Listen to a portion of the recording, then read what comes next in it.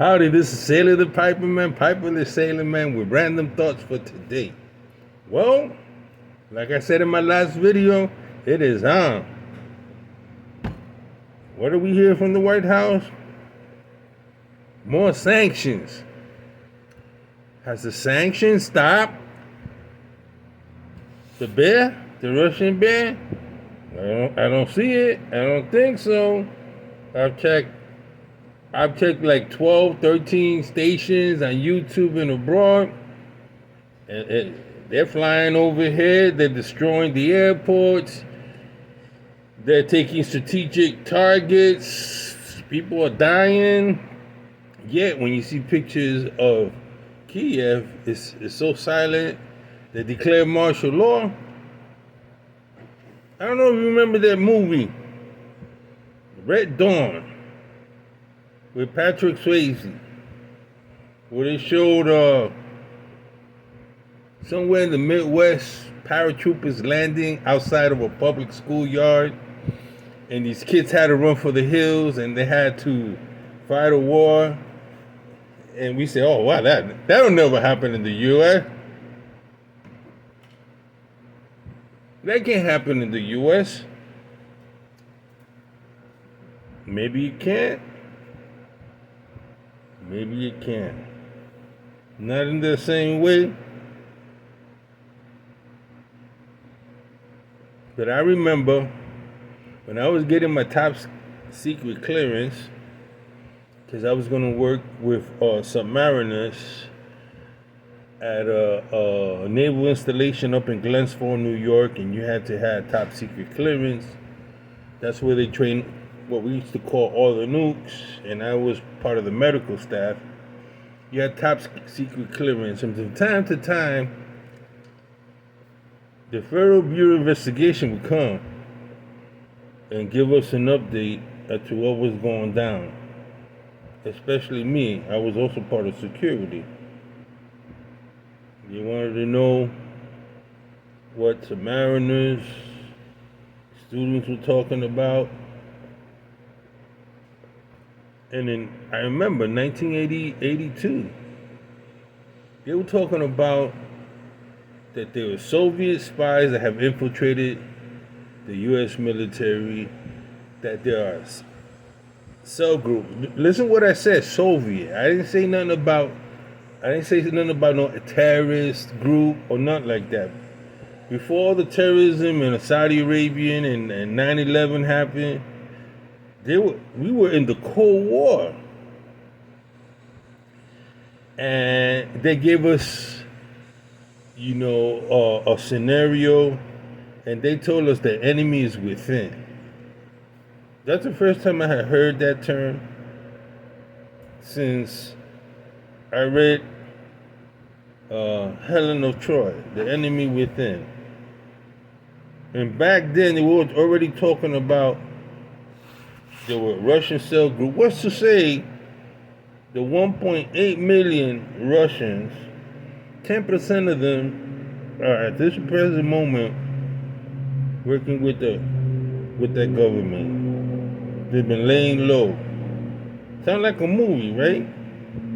But the scenario is true that they're just buying time after the Cold War was over. Putin got into power all along, because he was head of the KGB, I believe. He was a stone cold communist. Has been working all these years to build up his troop, and this is some kind of master plan to retake over areas that he had. Now, I know some of you don't believe in prophecy. Some of you don't believe in the Bible. Okay. All right. I do. I believe in the Torah. I believe in the prophets. Let me tell you something. Check out Isaiah 17. And really check out Ezekiel from chapter 35 to 39.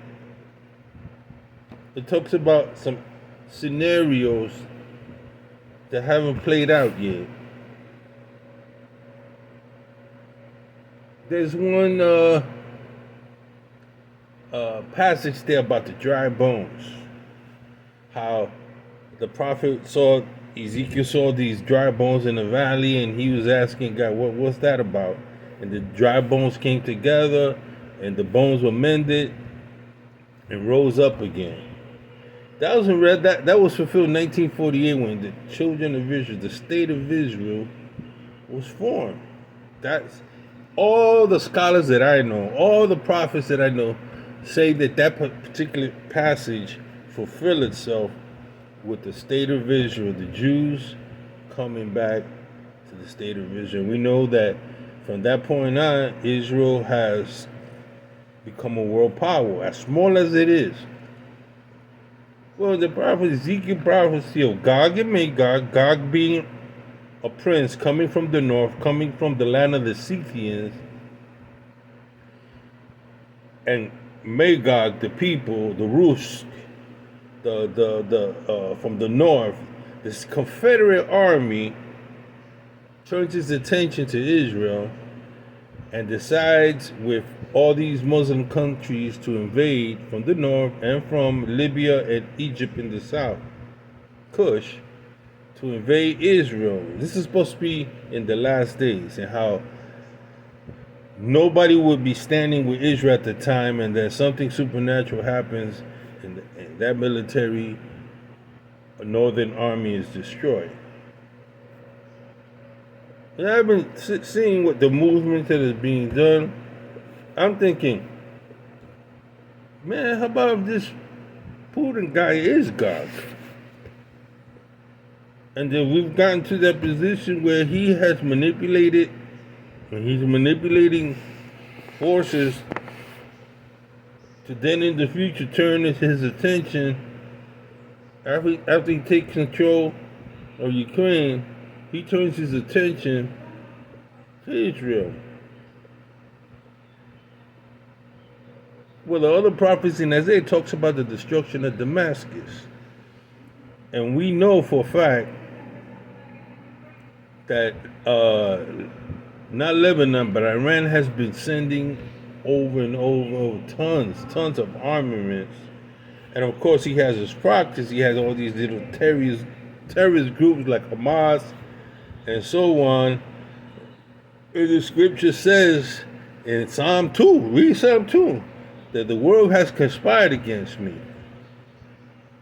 One thing I know this, that if indeed Israel is God's people, you say you might not believe in God, but let's say he is a God, and Israel is a group of people that God is going to deal in the last days. You don't think he's going to war on behalf of Israel?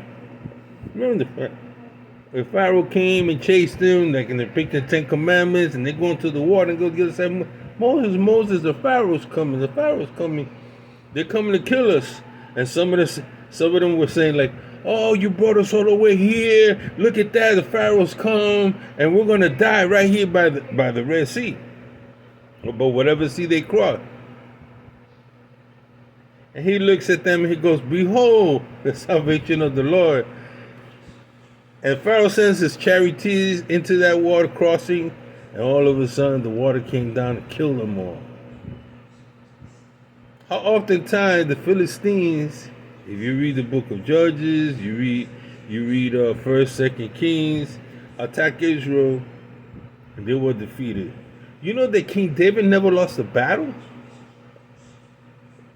Never lost a battle under the monarchy of King David. Ain't that something?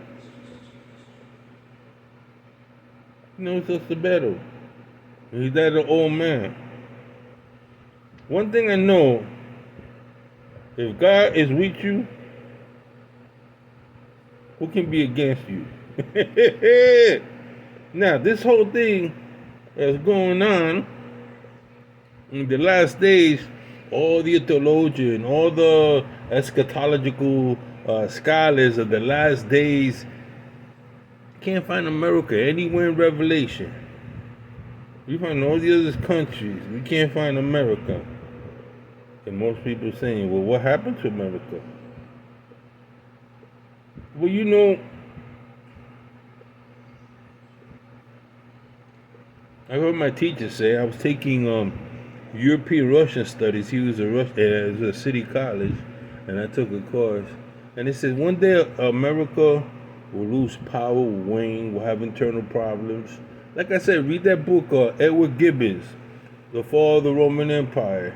That what brought Rome down was not the military force from outside, was all the immorality, all the lawlessness, all the fighting, and then the Caesars were killing Caesars, and it was corruption, and they basically, the Senate, they were acting like gangsters.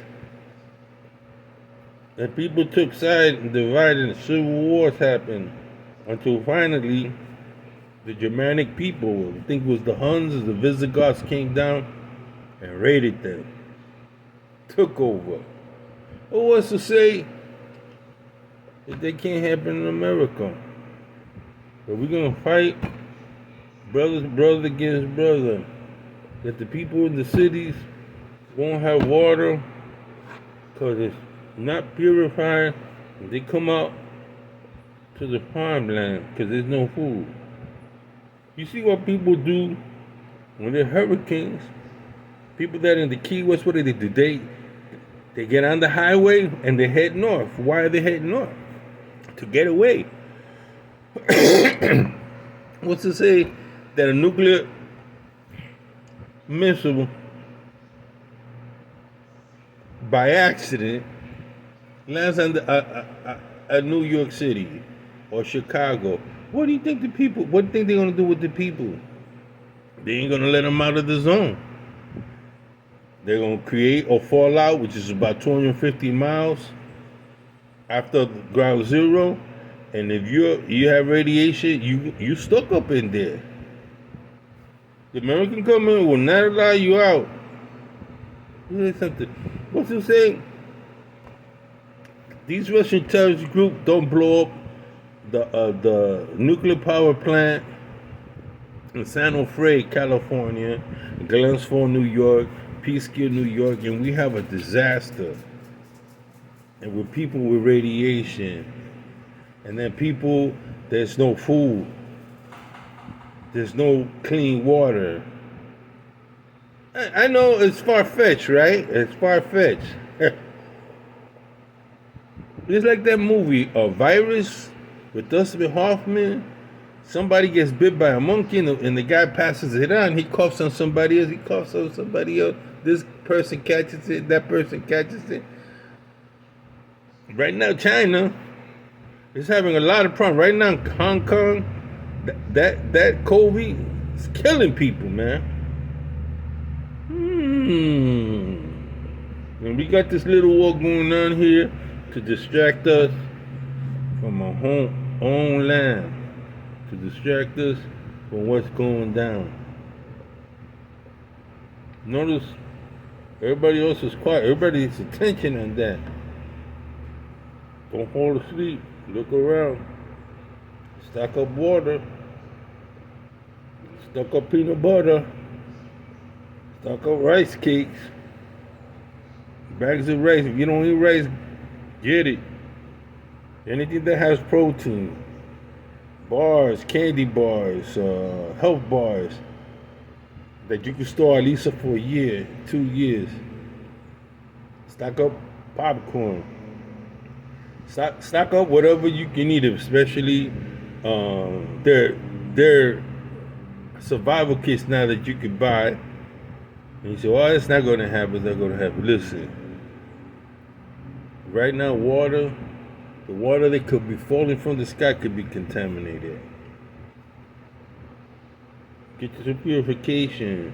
Get yourself water purification system. They're talking about in America to give up our arms, to give up our weapons. Look what Ukraine is doing. They're handing guns to civilians. Why? Because that can happen. Who's to say that a force can't come and invade us from the north, from the south, or whatever? And you ain't got guns because they under the law, they've taken it away from you.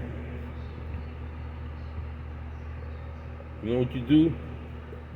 Go out yourself, save some money. You don't want to get guns. You get a couple of good machetes. You get yourself a shield. You get yourself a longbow. You get yourself a 1M1 Ace. Get yourself a sniper rifle. Or you can get one of those Western rifles. Take down anything at 800 yards. This is Sailor the Batman, man. I was a sailor, man. Remember that picture, Red Dawn.